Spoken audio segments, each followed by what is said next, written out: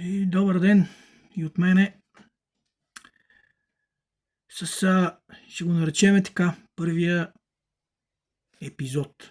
Не първата поредица, айде. За ентусиастите и любителите на CB радиото. Или още така наречената Citizen Band. Това е чистота, която може да се ползва от всички граждани без необходимото, или да го кажем по-така, да ме разберат, не трябва лиценз за него, не трябва да се явявате на изпит в КРС-то за инициал. Citizen Band, това е 27 МГц или 11-метровия обхват, 11-метровата вълна, ама ние няма да влизаме в такива технически подробности, защото може би много от потребителите няма да ме разберат. Всъщност, има хора, които си купуват радиостанциите и почват да говорят. Сега чапа толкова да навлизаме в това, нито сме инженери, нито сме нищо. Плюс това, нещата просто искам да ги кажа по по-простия начин. Сега, първото видео беше, направих един анбоксинг за президента радиостанция, президент Роналд, защото те са много видове президенти. Можете да си ги разгледате в най-различни сайтове. За България всички знаем, не правя никаква реклама, Mobimax, Интеграта също, между другото, ПНИ има един такъв, така казан, един румънски сайт. Също има много, по принцип, сибаджийски радиа. Ето ще го кажа така, сибаджийски радиа, можете да намерите много видове. Дори повече видове, отколкото в другите обхвати. Така, 2 метра, там дециметър, така нататък. Сега аз искам да кажа само, че този канал е само и единствено за CB материята. 27 МГц, граждански обхват. Пак ще го повторя, граждански обхват. Това е. Така, граждански обхват има и още един, то не е граждански обхват, ама там се PMR, т.е. това е тия с локи-токитата, детските играчки, там си говорят на 100 метра, 200 метра и така нататък, макар че това е интересно, но това не е темата, пак ви казвам, канала е само за тази материя. Така, тъй като ще бъде на много части разделено, защото аз не мога да обхвана всичко, пък и не искам, смисъл, едно по едно, нали, не знам как се вижда, защото нищо не е професионално, всичко го правя просто и така, от любопитство. И от любов към CB материята. 27 МГц, 11 метровата вълна. То има и 10 метрова, в смисъл те са... няма да влизам подробности за 28, 29 така нататък. Там вече влизаме в любителски обхват, за който също трябва инициал.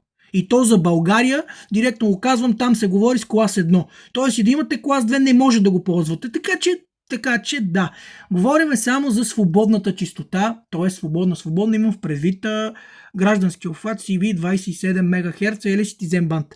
Там на английски може да си го прочетете, може да така. Сега, да навлезем малко повече в нещата. Тук пред мен съм си приготвил един... Така ще започнем с този епизод с едно много просто, ама изключително просто и най-ефтиното апаратче. Това е уред, така наречения уред за КСВ. Или КСВ метър и волтметър. В смисъл такъв може, хем мери КСВ-то, хем може да си измерите с колко вата излъчва вашата радиостанция. Така, както и да е. Сега, това е най-обикновения S-метър. КСВ метър, по-точно. Обикновен на румънска марка CVR 300 е. Така, сега, тук има една книжка много интересна, това е само за този банд. Ето, просто нарочно я сложих пред мен така, нали, защото е интересна книжката, тук са само антени за този банд, антени болдал. Антени просто, няма ви кажа, няма толкова антени, нито един банд и в нито една, никъде няма толкова антени пак ви казвам, колкото има за този обхват, колкото и за България да се води защото ние така ще започнем. Вижте, за съжаление, то банд вече т.е. говори се много малко. Тук там се намират радиолюбители, ентусиасти, които го ползват. Но, нали, не трябва да се отказваме и да казваме свършено е с него. Защото аз не мисля, че е свършено с него и не би трябвало. Така. Сега, ще започна така.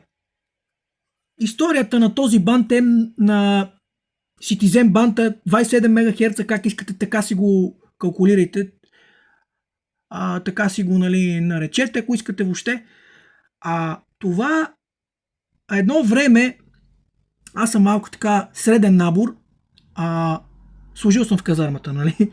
Така, както и да е, това излизам извън но то все пак, нали, трябва да е някакво забавно. Така, мисълта ми е друга.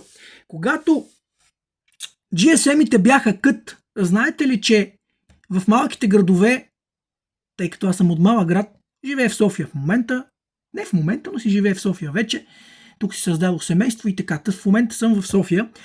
И между другото, в София все още се намираме, така събираме се 5, 6, 7, 8, 10 човека. Сега това може да се увеличи, може да се намали, нали? Тук се говори предимно на 35 канал. Добре, ще продължиме така.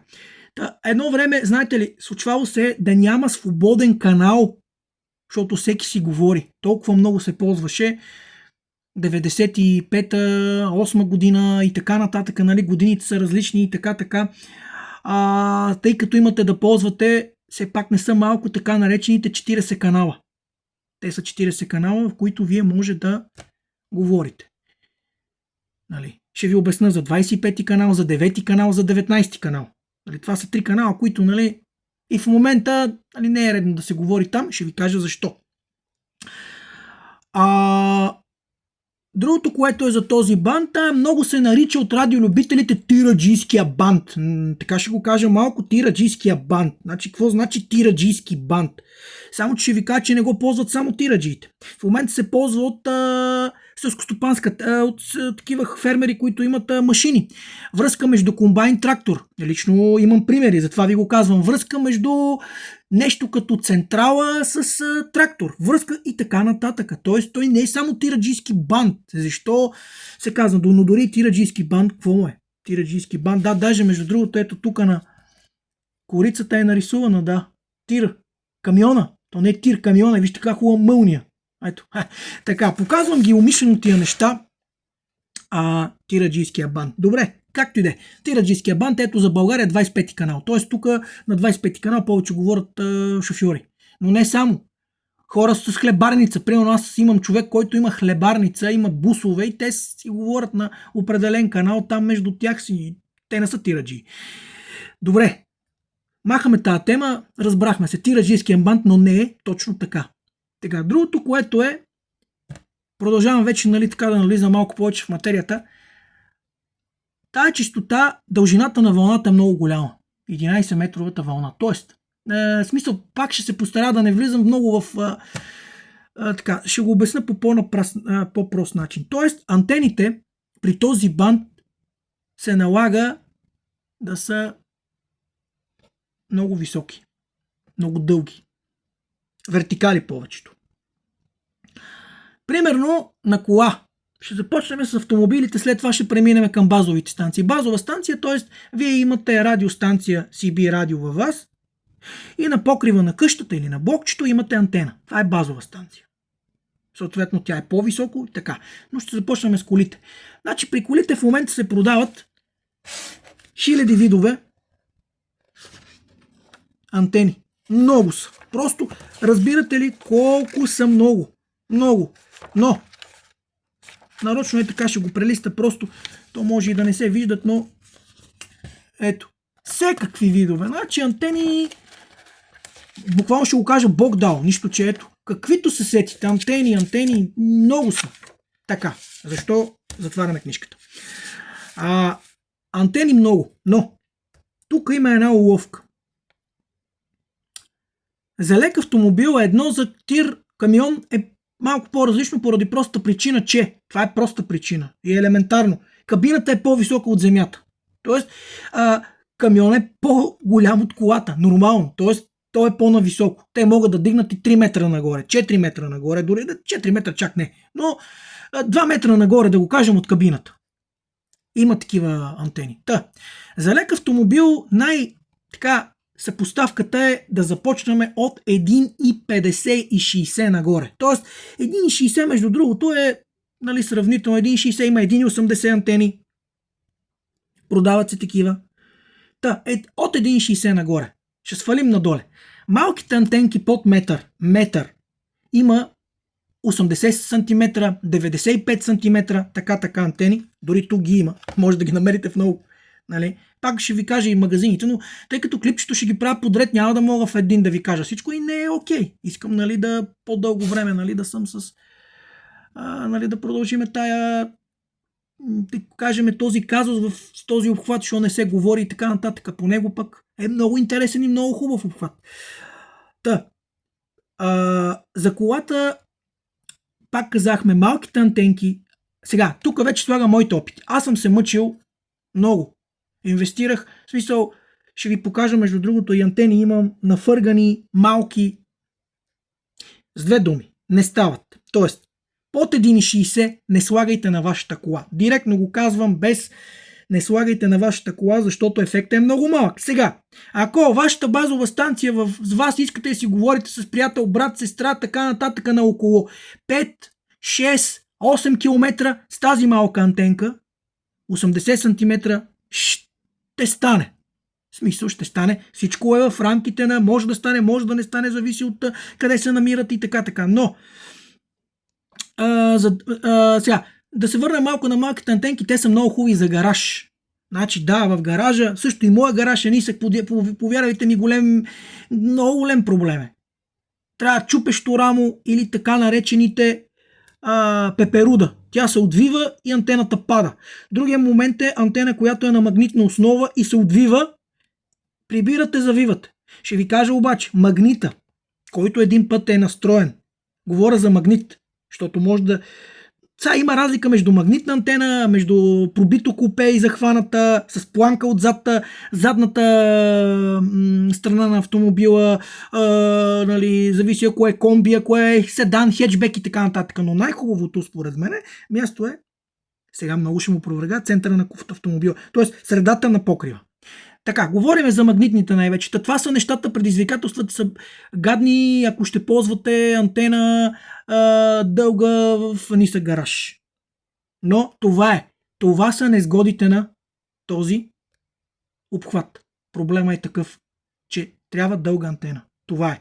Казахме, под 1,60 не дейте. Аз съм пробвал с малки антенки. За къс обхват няма проблем.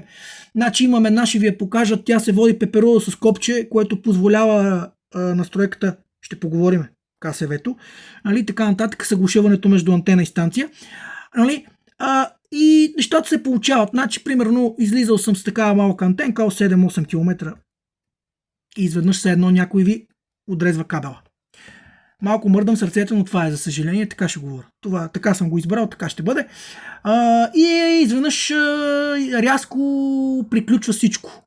Но това са за малките антенки. Няма какво да говоря повече за тях. Пак ви казвам, удобни са, има ги много, може да се ги разгледате, но говорим в рамките на малки 7-8 км до 10, даже 10, много е. Пак всичко зависи. Значи ако сте на магистралата, ако сте на участък на полето горе, дет няма грам дървета, ще стане, разбира се. Нали? Тук всичко е релеф и така нататък. 1,60. Отиваме на 1,60, 1,80, дори 2 метра антена. Това вече е триумф за тази материя, за тази вълна. Тя иска антени. Между другото, това е проблема, така ще го кажа пак малко насечено, излизам от темата, влизам. Това е проблема на този тип, защото на тази чистота, на тази вълна 11 метровата, 27 МГц, че искат много голями антени, дълги. По принцип, в антената на основата долу има бобина, има намотка, която компенсира. Ще ви обясня, в друго видео защо. Тази дължина на вълната на каква... Трябва реално да ви е 2 метра и половина пръчката, нали, което е твърде много за кола и така нататък. И затова тази бобина компенсира, макар че да. Така, пак казвам го така, нали, по-простено ще се пробвам. 1,60. Директно пак ви повтарям. Не слагайте малки антени на колите си. Под 1,50 м и 60 горе-долу. Даже ако искате и 2 метра, супер. Тогава антената започва да чува и да ви чува. Тоест да чува и да ви чува. Симплекс. То на този обхват се говори само симплекс.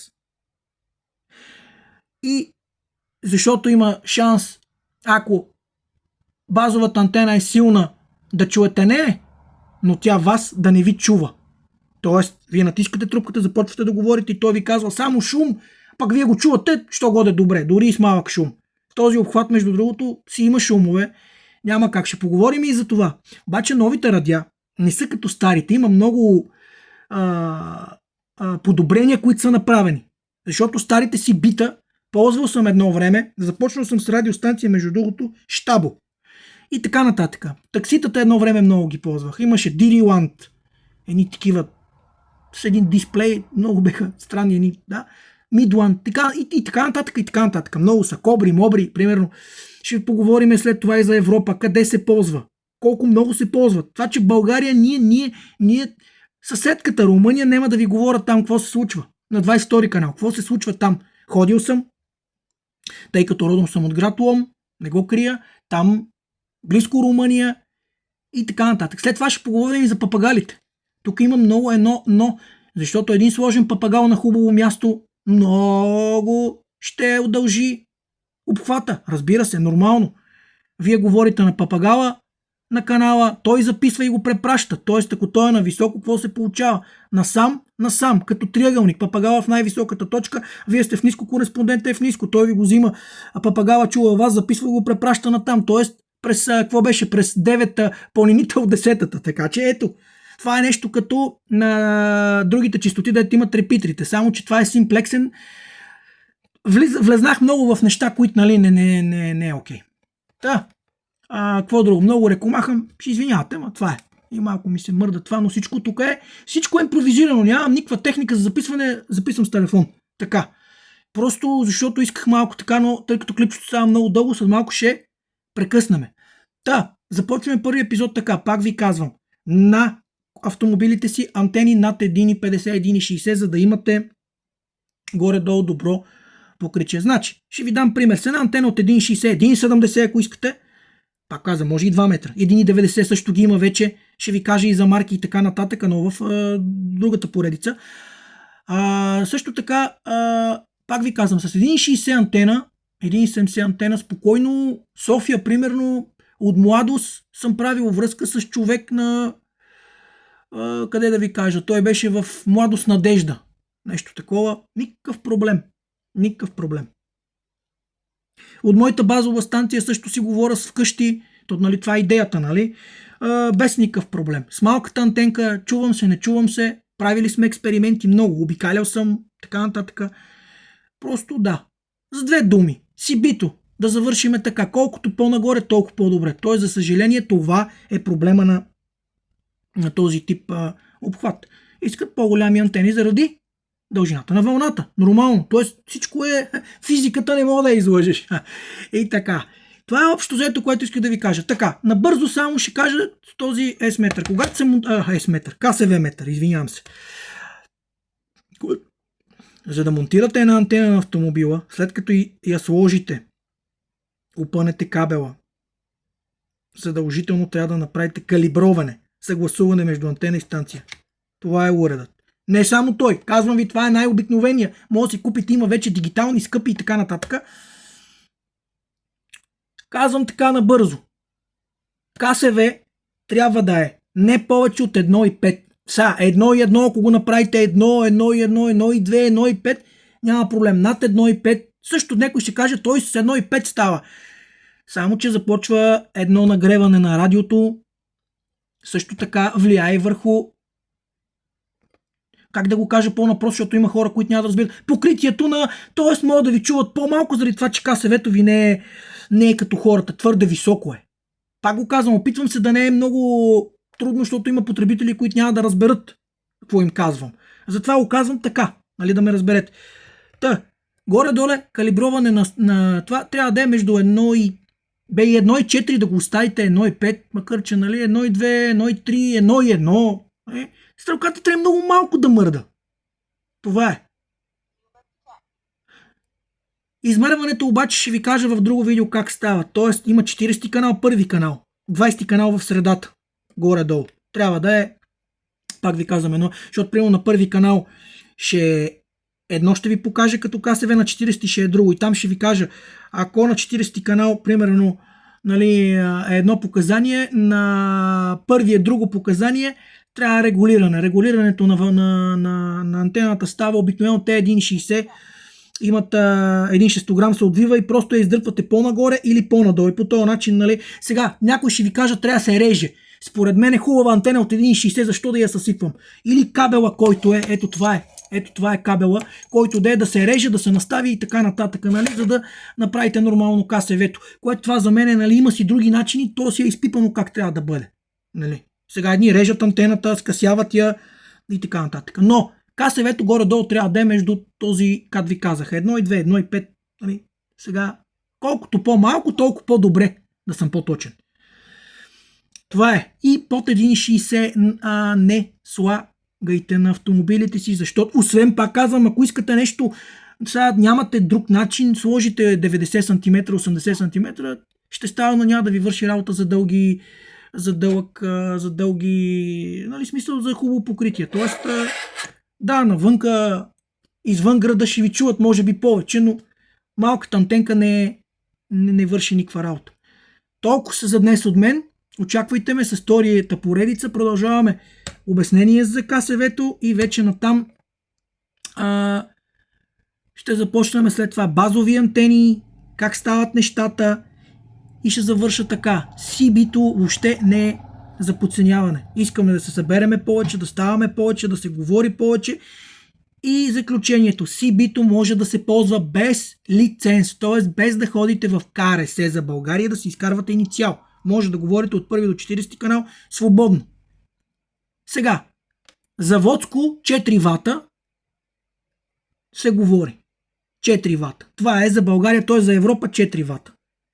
Но има и други моменти, в които нещата се подобряват, но ще говорим натам по-нататъка. Между другото, с хубава антена и хубава базова антена, ако ще правите връзка между базова. Тук има разлика между кола, трактор, кола, автобус, нали, кола, база. Базовата антена задължително тя като е. Значи всяка една базова антена, като сте качили горе на блока на 9-я, 10-я, 15-я етаж или съм ми опънал на мачта нагоре от къщата на 8 метра, примерно, нормално, че базата ще излъчва повече. Значи база може. Ще завършим така между видеото. База може да направи 100 км. В смисъл може да се чувате на 100 км. Кола не.